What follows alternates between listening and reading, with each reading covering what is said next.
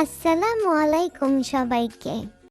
আজ আমি আপনাদের সাথে শেয়ার করতে যাচ্ছি গুড় দিয়ে তৈরি সুস্বাদু এবং নরম পাটিসাপটা পিঠার রেসিপি। শীতের দিনে এই পিঠা খেতে যেমন দারুণ, বানাতেও তেমনই সহজ। তাহলে চলুন শুরু করা যাক আজকের রেসিপি। প্রথমে আমি একটা প্যান নিয়েছি, এখানে দিয়ে দিলাম 2 কাপ ফুল ক্রিম দুধ। এরপর যোগ করলাম হাফ কাপ চিনি, সাথে দিয়ে দিলাম 2টি এলাচ এবং 1 টুকরো দারচিনি। এগুলো দেওয়ার পরে দুধে খুব সুন্দর একটা ঘ্রাণ আসবে। মাঝারি আছে দুধটা বসিয়ে এদিকে আমি আলাদা করে একটি বাটি নিয়ে এখানে 2 প্যাকেট গুঁড়া দুধ ঢেলে নিচ্ছি।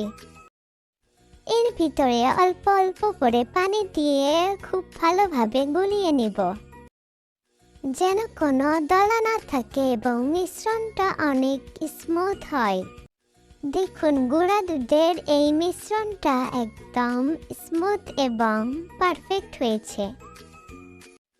এখন দুধে সুন্দরভাবে পলক আসতে শুরু করেছে। আমি এবার এই গুঁড়া দুধের মিশ্রণটি একটু একটু করে ঢালছি এবং একসাথে নাড়তে থাকছি। এতে কোনো লাঞ্চ তৈরি হবে না। চুলার আঁচ মাঝারি রেখে ধৈর্য ধরে নাড়াটা খুব জরুরি। দুধ ভালোভাবে মিশে একটু ঘন হতে শুরু করলে এবার এখানে অ্যাড করব গুলানো চালের গুঁড়া।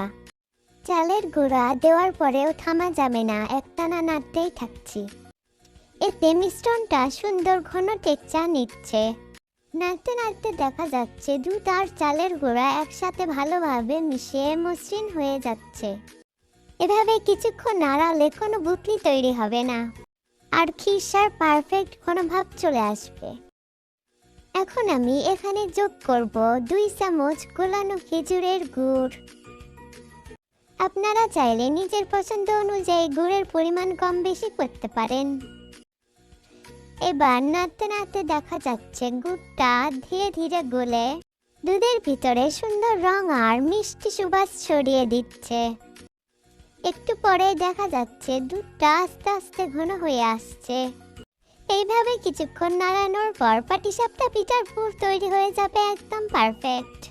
ঘন, সুস্বাদু আর খেজুরের গুড়ের হালকা সুন্দর ঘ্রাণে ভরপুর। এবার এই পুর দিয়ে পাটিসাপটা পিঠা বানালে স্বাদ হবে অসাধারণ। পুরটা যখন কাঙ্ক্ষিত ঘনত্বে পৌঁছে যায় তখন চুলার আঁচ বন্ধ করে দিব। এরপর চুলা থেকে নামিয়ে কিছুক্ষণ রেখে দিচ্ছি স্বাভাবিকভাবে ঠান্ডা হওয়ার জন্য। ঠান্ডা হলে পুরটা আরো ভালোভাবে সেট হয়ে যাবে এবং পাটিসাপটা পিঠা বানানো অনেক সহজ হবে। পুরটা ছড়িয়ে যাবে না, সুন্দরভাবে বসে যাবে। প্রথমে আমি পরিষ্কার পাটির উপরে একটি চালনি বসিয়ে নিয়েছি। এখন এখানে দিয়ে দিয়েছি 1 কাপ চালের গুঁড়া। চালের মধ্যে দিয়ে ধীরে ধীরে চেলে নিচ্ছি, যাতে কোনো দলা বা খসখসে অংশ না থাকে। এরপর একই চালনির মধ্যে দিয়ে দিচ্ছি হাফ কাপ পরিমাণ ময়দা। এটাও খুব সুন্দরভাবে চেলে নিচ্ছি চালের গুঁড়ার সঙ্গে। চালনি দিয়ে চেলে নিলে ছোট ছোট দানাগুলো ভেঙে যায়। এখন আমি যোগ করলাম হাফ কাপ গোলানো খেজুরের গুড়। এরপর দিচ্ছি হাফ কাপ দুধ। সব উপকরণ ভালোভাবে মেশানোর জন্য একটু একটু করে পানি অ্যাড করছি। এখন ধীরে ধীরে নাড়তে থাকছি যাতে কোনো দলা না থাকে এবং ব্যাটারটা স্মুথ হয়ে আসে। এরপর আবারও অ্যাড করলাম হাফ কাপ পরিমাণ খেজুরের গুড়। এতে পিঠার রং ও স্বাদ দুটোই সুন্দর হবে। এখানে আমি সামান্য অরেঞ্জ ফুড কালার ইউজ করেছি। তারপর ভালোভাবে সবকিছু মিক্স করছি।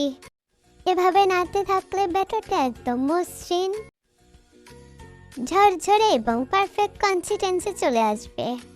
এই ব্যাটার দিয়ে পিঠা বানালে রং হবে সুন্দর, স্বাদ হবে দারুণ মিষ্টি আর ঘ্রাণে ভরপুর। এবার আমি পিঠা বানানো শুরু করব। আমি একটি ননস্টিক প্যান চুলায় বসিয়ে হালকা গরম করে নিয়েছি।